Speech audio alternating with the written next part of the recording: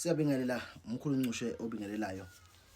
Angiqale ngokunifisela unyaka omuhle onempumelelo onezibusiso. Ngifisa ngathi uNkulunkulu esimkhonzayo namathonga kini noShembe angakusikelela kuphamandla. Ngicela ukukhuluma nawe amazwi amafishane.